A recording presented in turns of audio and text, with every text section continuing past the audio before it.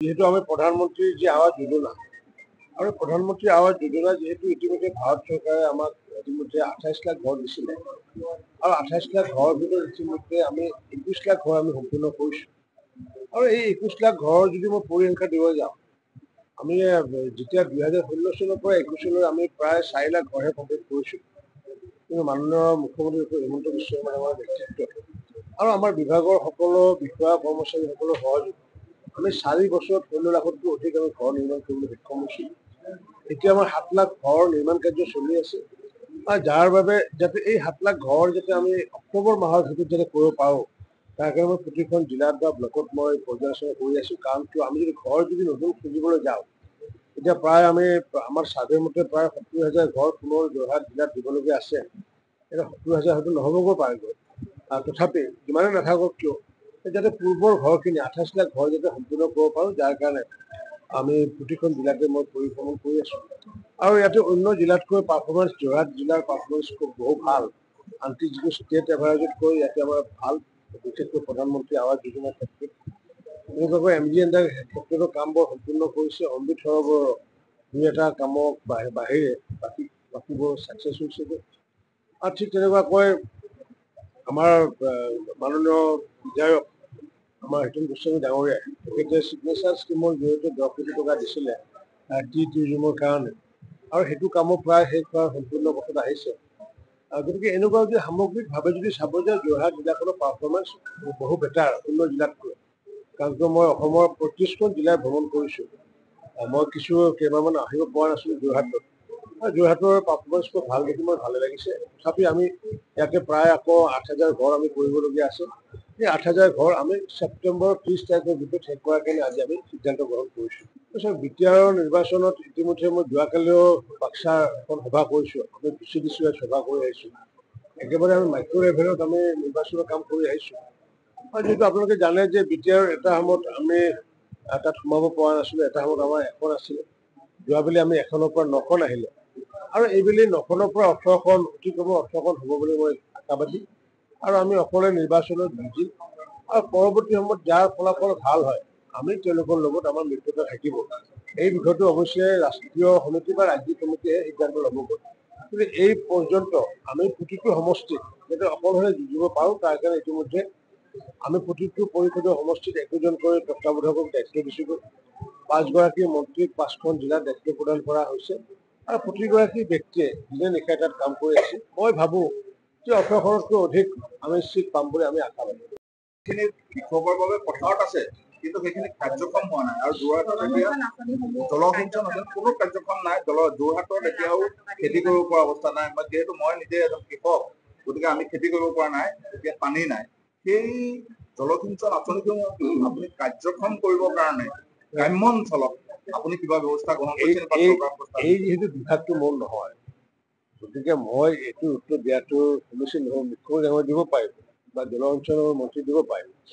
মোৰ এটা personal observation আছে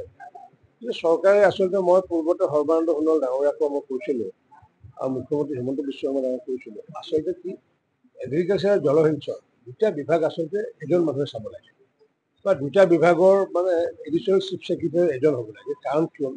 পানীৰ লগত কৃষিৰ সম্পৰ্ক আছে পানীৰ লগত যে খেতিপথাৰৰ সম্পৰ্ক আছে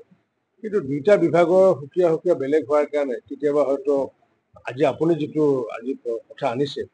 মই ভাবোঁ তেনেকুৱাকৈ যদি চৰকাৰে আগন্তুক দিনত কৃষি আৰু জলসিঞ্চনটো যদি ক্লাব কৰি দিয়ে তেতিয়া এই সমস্যাৰ পৰা কিছু সমাধান পাম বুলি মই আশাবাদী ইতিমধ্যে উৰিয়াম ঘাটৰ সন্দৰ্ভত ইতিমধ্যে মাননীয় মুখ্যমন্ত্ৰী ডাঙৰীয়াই ঘোষণা কৰিছে যে নিশ্চিত ৰূপত তাতেও যি উচ্ছেদৰ ব্যৱস্থা আছে নিশ্চিত ৰূপত ল'ব যিসকলে আচলতে এই সমগ্ৰ বিষয়টোৰ বাবে দায়ী আচলতে কংগ্ৰেছ দায়ী এইকাৰণে কৈছোঁ যে আজি যে উচ্ছেদ কৰিবলগীয়া হৈছে এই যিসকলে তেওঁলোকক এটা সময়ত বহুৱাইছিলে ৰিজাৰ্ভ ফৰেষ্টতে হওক বা যিসমূহ খাচ মাটিতে হওক বহুৱাৰ পিছতে ৰেগুলাইজ নকৰিলে আজি যিসকল সংখ্যালঘু মূলৰ মানুহে যিসকলে আজি হাৰাশাস্তিৰ সন্মুখীন হৈছে তাৰ কাৰণে মূলগতভাৱে দায়ী হৈছে কংগ্ৰেছ দল তাৰে বিপৰীতে কিন্তু মাননীয় মুখ্যমন্ত্ৰী ডাঙৰীয়াই যে আগন্তুক দিনত মানুহে যাতে অসমীয়া খিলঞ্জীয়া মানুহে যাতে মাটিৰ লৈ পেলাই যাতে কোনো ধৰণৰ হাৰাশাস্তিৰ সন্মুখীন নহয় তাৰ কাৰণে মিছন বসুন্ধৰাকে আদি কৰি লাখ লাখ মানুহক আমি পইচা দিয়াৰ ব্যৱস্থা কৰিছোঁ এই ব্যৱস্থাটো যদি কংগ্ৰেছ দলে কৰিলেহেঁতেন আজি এনেকুৱা এটা সন্মুখীন নহ'লহেঁতেন কাৰণ কিয় জলাতলত যদি মই মাটি থাকে আজি যদি মই যদি ঘৰত থাকে এদিন হ'লে মোৰ সেই ঘৰ ভাঙিবই, কাৰণ সুপ্ৰিম কোৰ্টৰ ভাৰ্ডিক্ট মতে ভাঙিবই লাগিব। গতিকে মাননীয় মুখ্যমন্ত্ৰী ডাঙৰীয়াই যি আজি আইনৰ আওতাত সুপ্ৰিম কোৰ্টৰ ৰায় হওক বা আইনৰ আওতাত যি উচ্ছেদ কৰিছে, তেওঁ বাধ্য হৈ কৰিছে, কাৰণ আইনে আইনৰ গতি লয়। কিন্তু মই ভাবো আপুনি যি কথাষাৰ কৈছে, উজনি অসমৰ কথাষাৰ কৈছে, উইলিয়াম ঘাটৰ কথাটো সুকীয়া। মই ভাবো যে অসমৰ যি উজনি অসমৰ মানুহৰ হৃদয়ত যেতিয়ালৈ অসমীয়া স্বাভিমান থাকিব, তেতিয়ালৈ এই অঞ্চলত বেলেগে আহি পেলাই মাটি বেদখল কৰিব নোৱাৰিব। আৰু মই জানো যোৰহাট, শিৱসাগৰ, তিনিচুকীয়া, ডিব্ৰুগড় হওক, এইটো অঞ্চলত মানুহৰ অসমীয়া স্বাভিমান আছে। কিন্তু এইটো অঞ্চলত যে বাহিৰৰ মানুহ আহি পেলাই যে বেদখল কৰিব, মই নাভাবো, কাৰণ আমাৰ ইয়াৰে মানুহৰ অসমীয়া স্বাভিমানটো বহুত বেছিকৈ আছে। গতিকে উইলিয়াম ঘাটৰ কথাটো যেনিবা সুকীয়া, আৰু উইলিয়াম ঘাটৰ ক্ষেত্ৰতো মুখ্যমন্ত্ৰী ডাঙৰীয়াই ইতিমধ্যে ব্যৱস্থা লোৱা ইতিমধ্যে ইংগিত এটা দিছে। মই যিহেতু দলীয় দায়িত্বৰ বাবে ইয়াতে অহা নাই, মোৰ দলীয় দায়িত্ব আজি এটাই আছে, প্ৰত্যেক পিছতে মই আমাৰ বিজেপিৰ কাৰ্যালয়ত যামগৈ। আৰু জিলা পৰিষদ গঠন সন্দৰ্ভত মোক দায়িত্ব প্ৰদান কৰিছে। মোক যোৰহাট, শিৱসাগৰ, তিনিচুকীয়া, ডিব্ৰুগড় আৰু চৰাইদেউ, এই 5খন জিলাত যাতে সুন্দৰকৈ জিলা পৰিষদৰ যাতে চেয়াৰমেন, ভাইচ চেয়াৰমেন যাতে আমি নিযুক্তি দিব পাৰোঁ, তাৰ কাৰণে মোক দায়িত্ব প্ৰদান কৰিছে দলে। এতিয়া প্ৰত্যেক পিছতে মই দলৰ লগত সেই বিষয়ে আলোচনা কৰিম। গতিকে বাকী আঞ্চলিক পঞ্চায়তত অগপ বিজেপিৰ ক'ত কি হৈছে মই গম পোৱা নাই। যিহেতু আগন্তুক নিশ্চিত ওপৰত ভাৰতীয় জনতা পাৰ্টীৰ অসম গণ পৰিষদৰ মিত্ৰতা যিহেতু থাকিবই, ক'ৰবাত সৰু সুৰা যদি ক'ৰবাত কিবা আছে, সেইখিনি আমি দুইটা দলে নিশ্চিত ওপৰত আমি শুধৰাব লাগিব। আপুনি পঞ্চায়ত এলেকাত বসবাস কৰে কৃষিজীৱী জনসাধাৰণ, কিন্তু দেখা গৈছে যে কৃষকৰ এতিয়া মূৰত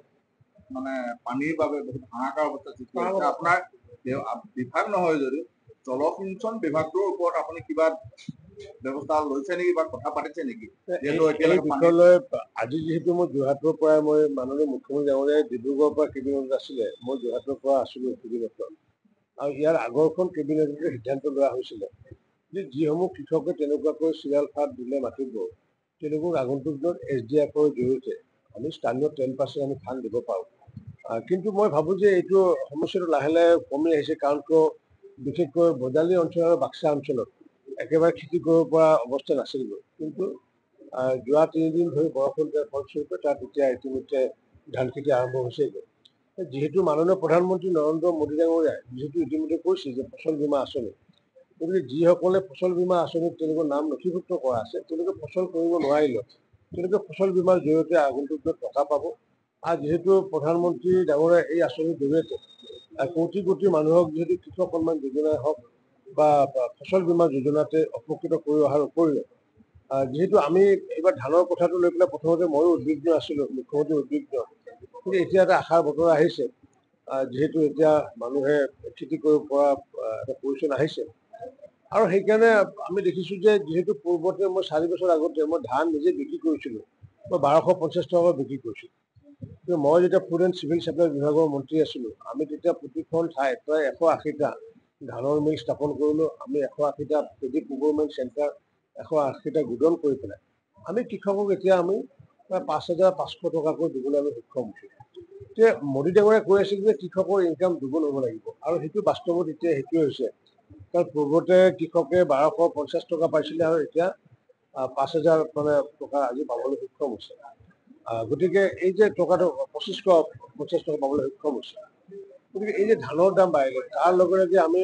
সৰিয়হৰ ক্ষেত্ৰতো পূৰ্বতে সাধাৰণতে বজাৰত 4,000 টকাকৈ বিক্ৰী কৰে, কিন্তু এতিয়া আমি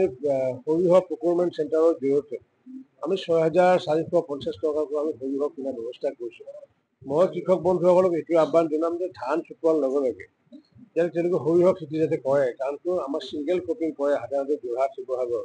যাতে এইবাৰ যে ডবল ক্ৰপিং কৰি, কাৰণ সৰিয়হত যিহেতু এতিয়াও বহু ধৰণৰ আমাৰ ঘাটি আছে, আমি বিদেশৰ পৰা আনিব লাগিব। গতিকে যাতে সৰিয়হ খেতি কৰি নিজে লাভৱান্বিত হ'ব পাৰে, যাতে তাৰ কাৰণে মই আমাৰ কৃষক বন্ধুসকলক আহ্বান জনাইছোঁ।